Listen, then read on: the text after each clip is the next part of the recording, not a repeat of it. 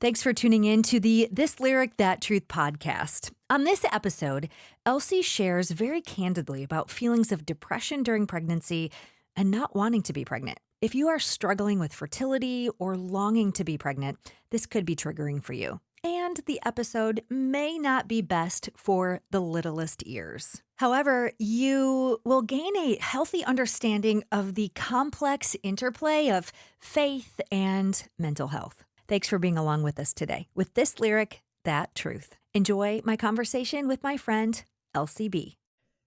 Welcome to This Lyric, That Truth podcast. My name is Ceci, and I'm with my friend Elsie today. Hey. Elsie, you are the host of the midday show here on Joy 99. So we work together. You do the midday show from 10 till 2. Then I take over at 2 o'clock, and I kind of like take people through their later afternoon and the drive home.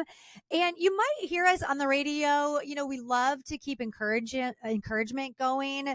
But both of us have stories that shape our lives and shape our experience and are what we bring to the table. So I love the opportunity just to talk to you in a longer form sense, you know, about what motivates you, about different experiences that have shaped your life.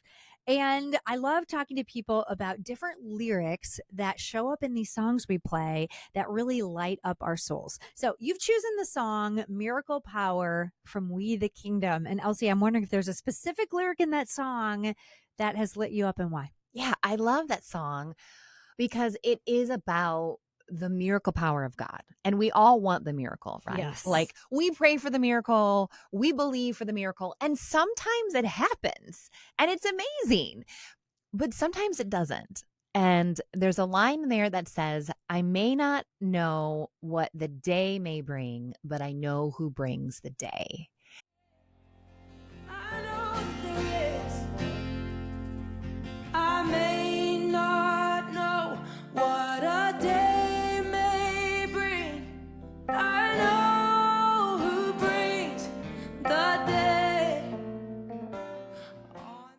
And it's just this beautiful way of saying, you know, things are going to happen. Bad things, good things, things that catch me by surprise. But I know that God is already there. Mm-hmm. I know that God is the same God that raised Jesus from the dead, and he's going to put the sun in the sky again today. Mm-hmm. And he's going to be for me, my advocate, my comforter, and my friend. Mm-hmm. And so when I heard that lyric, I thought, yeah, I can really resonate with that because I have experienced miracles in my life. I've also experienced the waiting for a miracle and not knowing if, you know, God's going to come through per se, or if I just need to trust him little bit day by day at a time.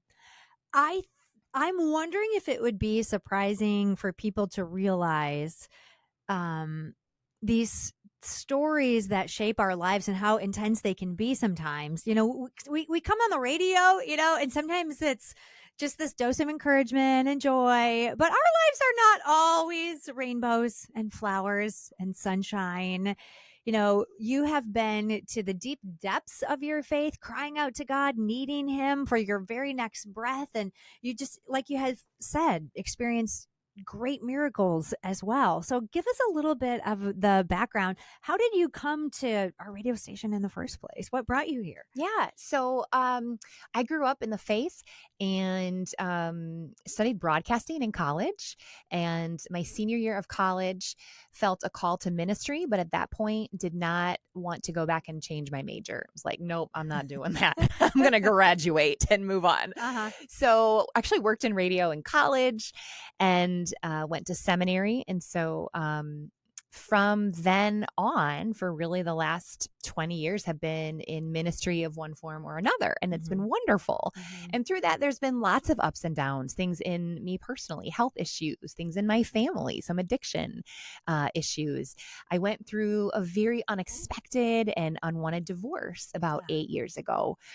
And over the course of that ended up stepping back from the pastorate I was in, and the Lord just kind of opened the door here at Joy Media. I started very, very part-time. And when I came in and interviewed, they're like, well, you know, we'll eventually teach you how to maybe run a board. And I'm like, oh, I can do that. And they're like, well, then maybe you could do some recording. And I'm like, oh, I've done that. And so they're like, wait, you know how to do this? I'm like, well, it's been a while, but I think I can do it. And so over the last 5 years, it's just kind of grown, and it's been really wonderful. What would you say to somebody right now that is maybe feeling in the depths of despair? Several doors have been closed in their life and they're feeling like just devastated. Now, for you, your testimony is that God went on to open other doors for you. Do you have some encouragement for people that are just feeling discouraged today? Yeah, I just was listening to a podcast, and they talked about our life being a puzzle, and that when we experience something good, bad, and different, we're holding on to one piece of that puzzle. And God is the only one that's able to see the whole picture of the puzzle. We don't even really know what the picture is going to look like until those pieces fall into place. So to judge what could happen moving forward based on one puzzle piece really isn't fair. But there is a beautiful picture, and that beautiful picture can come with scars along the way, and painful things that you would never choose. I mean, all of us are living a journey to some aspect that we would never choose the things that happen to us, right? No. But no one is exempt from suffering. No one is exempt from the fall and sin. And so we live in light of the good news of the gospel that ultimately, yes, we get eternal life, but it's so much more than that, because we get abundant life here because of Jesus. And that's what that song means to me, is that, yeah, we may have the miracle, but even if we don't, there's still abundant life, and it's because of who Jesus is, and that's what we can experience. Maybe you're like me and you can tend to hyper focus on the little puzzle piece. And it's like, I've got this. I'm looking at it from all the angles. Why is this happening this way? Will I ever see any more of those pieces put in the puzzle and make it make sense?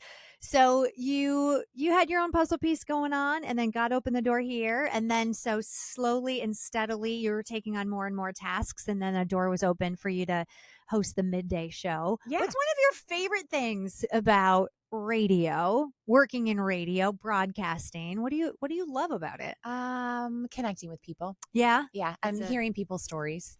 I feel like it's such a privilege to be able to see a puzzle, a snapshot, right, of someone's life. And in some small way, we may not be the ones that, save their marriage. We're not at all. God does that, or help them through addiction. But we can be there with these little nuggets of truth, right? Little pieces of music and encouragement in their life that just make them stop and go, oh yeah, okay, God's still there.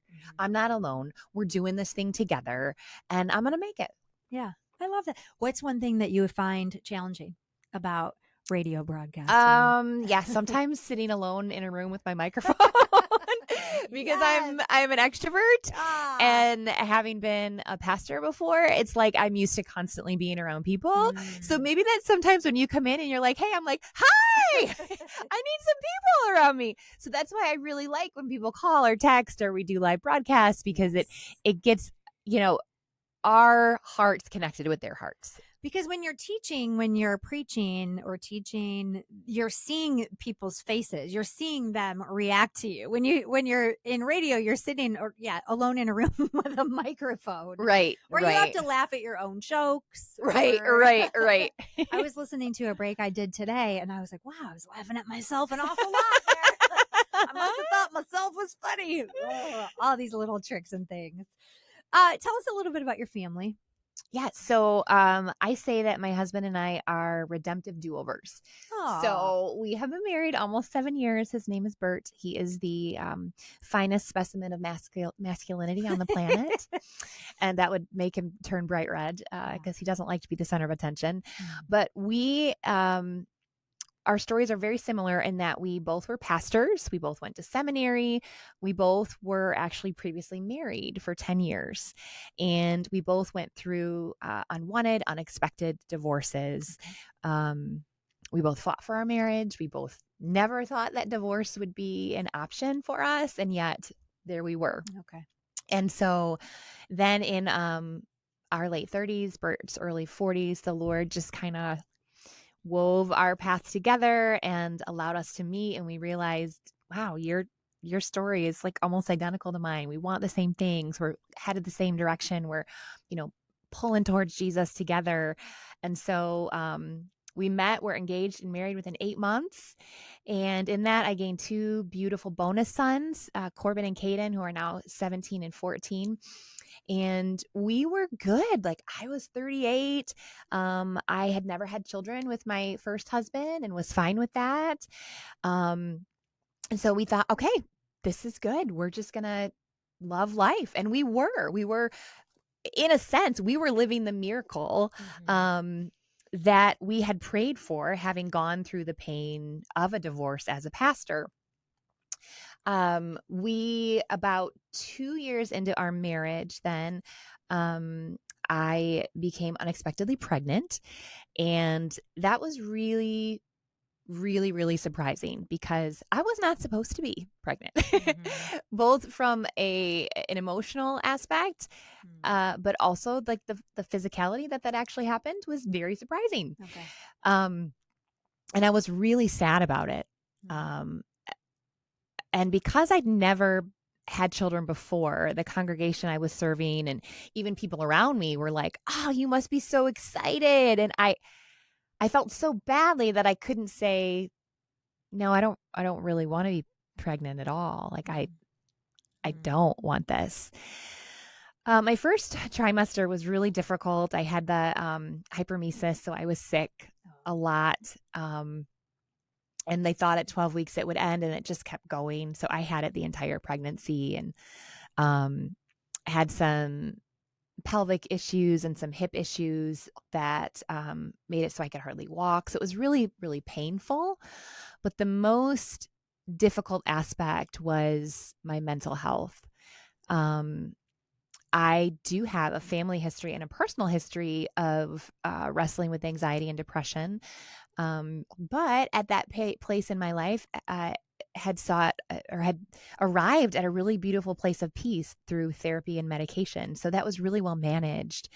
But while pregnant, what I didn't know, and what a lot of people don't know, is that just like postpartum depression, the hormones of pregnancy can impact you the same way. So they call it perinatal depression. So when you have severe sadness while you're pregnant, I mean, people are like, you should be glowing, you should be happy, this is the best, season of your life. And I'm like, this is awful. This is absolutely awful.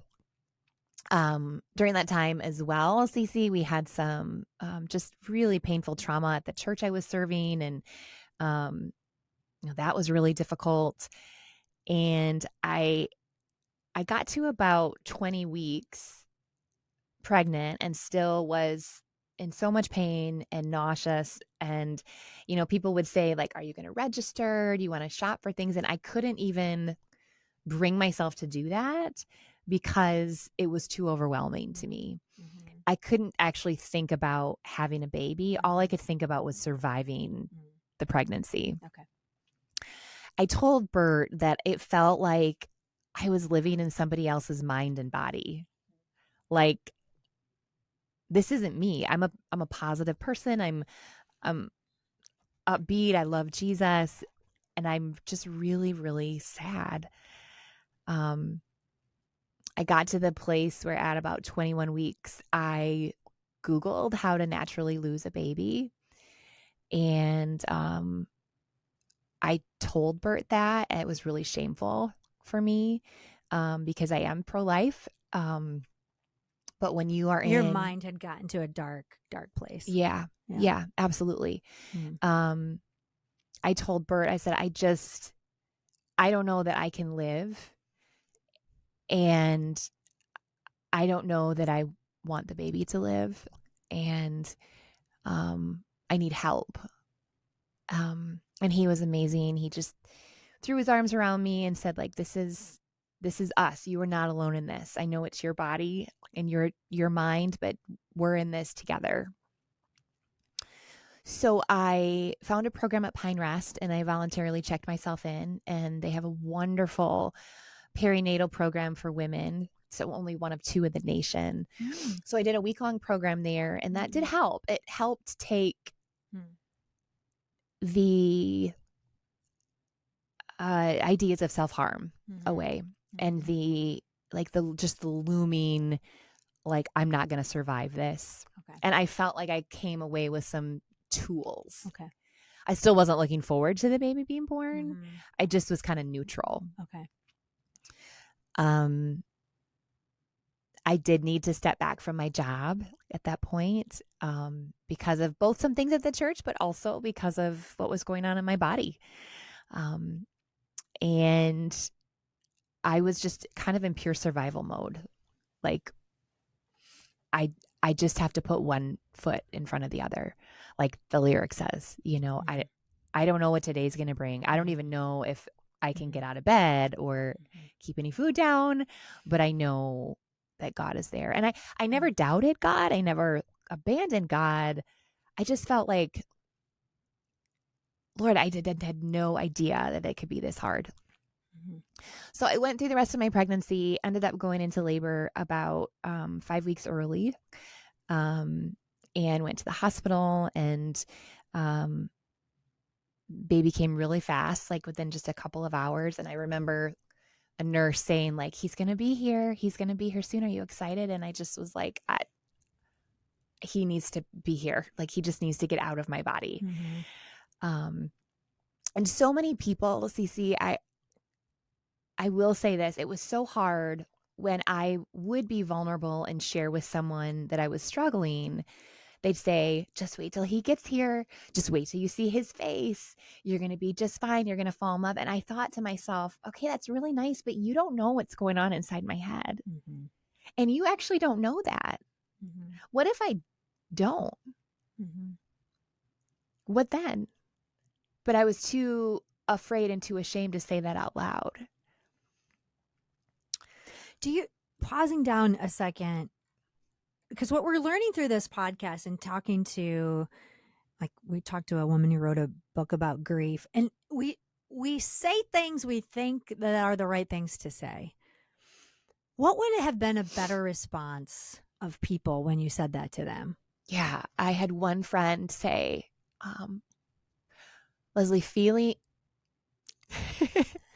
Elsie, feelings are not wrong in and of themselves. So whatever you're feeling is not wrong. It's real. And she said, and also whatever you feel when he gets here is real too. So let's not even worry about what you feel then. Let's just focus on where you are right now. And so it took it from, gosh, if anybody knew how I was feeling right now, they'd think I was a crazy person and put me away. Or I'm just going to try and make you feel better and tell you it's going to go away, to, because that's based on someone else's experience of what happened for them. Right. Yeah. Right. Yeah. We do that a lot, right? Yeah. But it was just saying, like, it's okay that you're feeling this. Whatever you're feeling is okay. And if he does get here and you still feel that way, we're going to get what you need then too. So it was almost like accepting reality for what it is, not trying to change reality to what they hoped it would be. Got it. Okay. So he's born. Very quickly, and they put him on my chest, and he wasn't breathing. So they took him to the side and they started cleaning him up. And I just remember thinking, like, I'm so glad he's out of my body. Like, I'm so glad. And Bert walked back around the side of the bed, and his face was white as a ghost. And I said, is he okay? And he said, the nurse just asked me if anybody's ever talked to us about Down syndrome. And I said, our baby does not have Down syndrome. I specifically asked my OB at about, 20 weeks, are there any DNA markers for Down syndrome? And he said, no. And I said, should we do any advanced testing because of my age? I was 38. And he said, honestly, I wouldn't. If your insurance doesn't cover it, he said, I see nothing, so I wouldn't. So they gave Cohen back to me, and they put him on my chest again, and I looked at him, and I saw it. I saw it in his eyes. And it was dead quiet. Like everybody left. They said you can have about 15 minutes with him. And I couldn't even look at him, Cece. Like I just thought, how could this be happening? Like I am living this beautiful life of redemption in my miracle. And then I get unexpectedly pregnant. I didn't want to be pregnant. I didn't want to have another boy. And I certainly did not want a baby with Down syndrome. But I thought if I said anything, they would just readmit me, right, to the psych ward. So I held him for 15 minutes and then they took him. And as soon as everybody left and the door shut, Bert just hit the ground. Like he just fell apart. And he said, "Do you see it?" And I said, "Yeah, I see it." And we just wept and we sobbed. And I said, "Why would God do this to us? Like we've already been through so much and we didn't ask for this." And all these thoughts go through my head. Like, am I ever going to work again? Am I ever going to be able to sit in church again? Am I ever going to have a date night with my husband again? Will my child walk and talk? Will my child live with me forever? I mean, in my heart, Cece, I remember thinking maybe it would just be better if he didn't live. And all of that is so shameful, right? To even say out loud, but it's what I was thinking. We went through the day and I only saw Cohen one time because I had a lot of people doing mental health checks on me, like all of the like, okay, how are you feeling about this? And then they had, you have lactation come in and at the same time, they are starting to run tests on Cohen, my son, and they needed to do a DNA test to make sure that he did have Down syndrome. And there are also a lot of physiological risk factors for people with Down syndrome. So then they all started those. They started, looking at sight and hearing and breathing and cardiology and digestion and all those things. So it was just a really overwhelming day that I only saw him once. And I remember asking the pediatric doctor, "Do you think that Cohen has Down syndrome?" And he said, I do. So Bert and I decided that instead of hoping that he didn't as we wait for the results, because the results could take 3 to 5 days, we would decide in our hearts that he did, and we would accept that he did. Because I said, I can't live hoping that he doesn't. We're just going to accept that he does.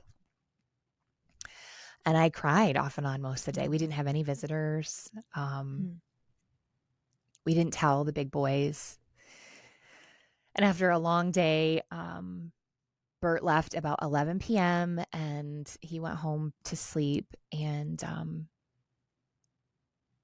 he said he cried all the way home and cried himself to sleep because he's like, I'm really worried about my wife. And I didn't know if she's going to have to be readmitted.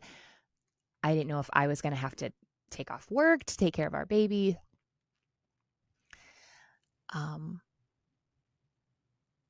And I just bawled when he left too. Like, Lord, I know that love is a choice, right? And that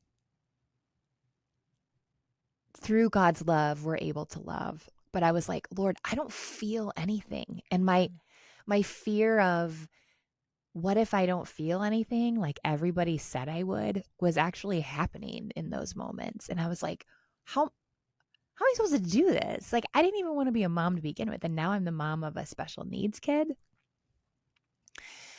And I remember praying before I went to bed. I was like, Lord, you have got to do something. Like, you have got to make me feel something because I feel nothing. And I just want to love my son.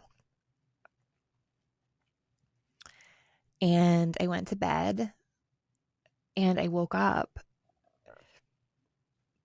and it was completely gone. Like, the fear was gone, the dread was gone, the anxiety was gone, the depression was gone, like that, like in an instant. And I texted Bert, how soon can you get here? Because I can't wait to see our baby boy. And it was a miracle, Cece. Like, I absolutely 100% believe in medication and therapy, but God did a miracle in me overnight. And it went from, I can't believe you gave us this, to, I can't believe you gave us this. And yes, it was a huge learning journey of what does it mean to be a mom of a kiddo with exceptions. But he is the joy of our lives, right?